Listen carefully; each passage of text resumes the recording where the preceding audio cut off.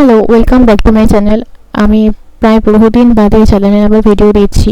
তো আজকে আমরা পড়ব হচ্ছে ওয়েস্ট বেঙ্গল বোর্ড ক্লাস 12-এর ফার্স্ট সেমিস্টারে পাইথন আছে। তো পাইথনেরটা আমরা এবার থেকে পড়া শুরু করব। তো বেসিক্যালি পাইথন খুব ইজি প্রোগ্রামিং ল্যাঙ্গুয়েজ। যারা কোনো প্রোগ্রামই জানে না তারাও পাইথন শিখে যাবে, কারণ Python compare to other programming ল্যাঙ্গুয়েজটা অনেক সোজা। জাভা বলো, সি প্লাস প্লাস বলো, এগুলোর থেকে পাইথন অনেকই সোজা। তো আমি প্রথমে সিলেবাসটা একটু দেখিয়ে দিই খুব তাড়াতাড়ি করে। দেখো, এটা হচ্ছে পাইথনের সিলেবাস। অ্যান্ড দেন আজকে আমরা পড়বো হচ্ছে সেকেন্ড চ্যাপ্টারটা। তাও কিছু পড়বো স্ট্রিং, ইন্টিজার, ফ্লোট, ঠিক আছে। অ্যান্ড বাকিগুলো সব সিলেবাসটাই আস্তে আস্তে কভার করা হবে। তো আমি একটা ছোট্ট হ্যালো ওয়ার্ল্ড পাইথনে রান করি। হ্যাঁ, প্রথমে লিখি হচ্ছে প্রিন্ট, তারপর প্যারেন্থেসিস, তারপর ডবল কোটেশনের মধ্যে লিখলাম হ্যালো ওয়ার্ল্ড। লিখে রান করাচ্ছি যেই, তাহলে দেখো হ্যালো ওয়ার্ল্ড প্রিন্ট হচ্ছে। এই সিম্পল হ্যালো ওয়ার্ল্ডটা যদি আমরা জাভাতে করতাম তাহলে আরও 3 লাইন লিখতে হতো, কিন্তু পাইথনে খুব ইজিলি রান করাতে পারছি। তো প্রিন্টটা কী করছে, বেসিক্যালি একটা ফাংশন যেটা প্যারেন্থেসিস, এগুলিকে বলা হচ্ছে প্যারেন্থেসিস, যেটাকে আমরা ফার্স্ট ব্র্যাকেট বলি ম্যাথমেটিক্যাল ভাষায়, কিন্তু প্রোগ্রামিং ভাষায় এগুলোকে বলা হচ্ছে প্যারেন্থেসিস। তার মধ্যে ডবল কোটেশনের মধ্যে যা লিখবো, যদি হ্যালো ওয়ার্ল্ডের বদলে আমি পাইথনেও লিখি, তো সেটাই আমরা আফটার রানের পর আউটপুট হিসেবে দেখতে পাবো, ঠিক আছে। তো আজকে আমরা শিখবো যে ডেটা টাইপ কি।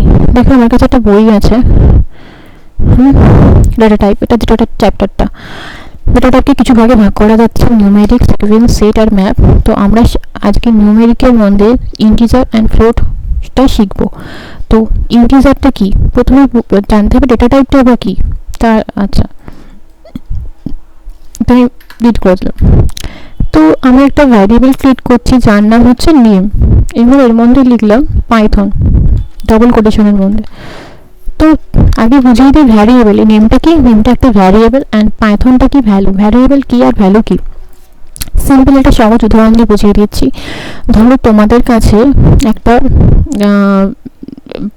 বাক্স, মানে একটা কৌটো শুদ্ধ বিস্কুট আছে। তো কৌটোটা হচ্ছে ভ্যারিয়েবল, এবং কৌটোটার মধ্যে তো বিস্কুটটা আছে, বিস্কুটটা কি ভ্যালু।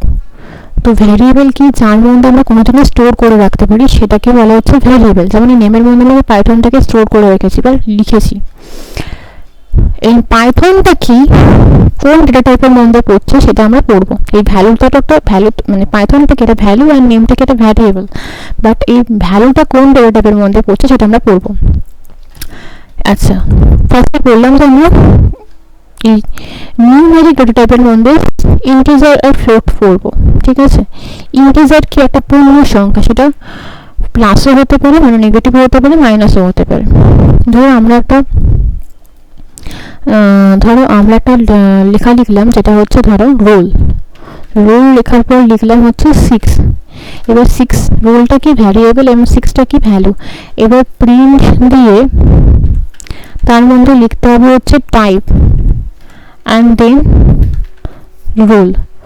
তো দেখো, এই 6টা কি হচ্ছে, ইন্টিজারের মধ্যে পড়ছে। ইন্টিজার আগেই বললাম বই থেকে যে পূর্ণ সংখ্যা, কিন্তু দেখার জন্য আমরা যেটা ব্যবহার করলাম, তার জন্য লিখতে হলো টাইপ, অ্যান্ড তার মধ্যে আবার প্যারেন্থেসিস, মানে তার মধ্যে লিখতে হলো হচ্ছে রোল, ঠিক আছে।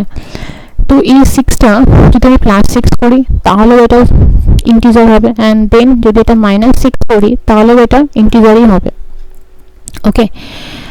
আচ্ছা, এবার ধরো আমরা শিখবো হচ্ছে ফ্লোটিং পয়েন্ট, ঠিক আছে। এই ফ্লোটিং পয়েন্টটা কি, এটা হচ্ছে ভগ্নাংশ সংখ্যা, ঠিক আছে।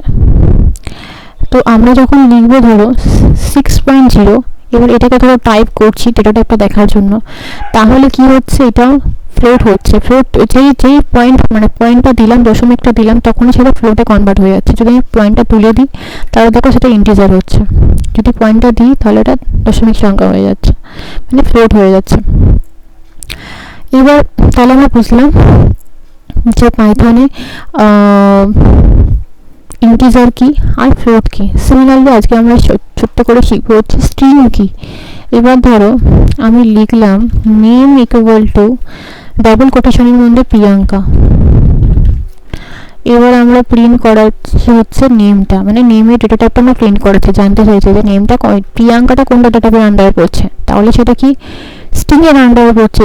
এসটিআর মানে কি স্ট্রিং, এই যে এই দেখো ডবল কোটেশনের মধ্যে লেখা কোনো অক্ষর, যেটা এবিসিডি হতে পারে, 0 হতে পারে, 1 থেকে 0 মধ্যে কিছু হতে পারে, নাম হতে পারে, যেটা আমাদের কোটেশনের মধ্যে লিখতে হবে। এই প্রিয়াঙ্কার জায়গায় যদি আমরা ভুল করে 6টাকেও কোটেশনের মধ্যে লিখি, মানে নিউমেরিক টাইপটা যদি আমি কোটেশনের মধ্যে লিখি, তাহলেও কিন্তু সেটা স্ট্রিং হবে। যদি আমি ফ্লোটকেও আমি কোটেশনের মধ্যে লিখি, তাহলে সেটা স্ট্রিং হবে, মানে ডবল কোটেশনের মধ্যে আমি যাই লিখি না কেন সেটা স্ট্রিং হবে। তো এই ছিল হচ্ছে আজকে স্ট্রিং, ফ্লোট অ্যান্ড ইন্টিজার, খুবই বেসিকভাবে বুঝিয়েছি। অ্যান্ড পরের দিন থেকে আমি আরও ডেটা টাইপগুলো বোঝাবো, আরও ভালোভাবে বোঝাবো। তো বাই বাই, কোনো অসুবিধা থাকলে কমেন্ট করো, টাটা।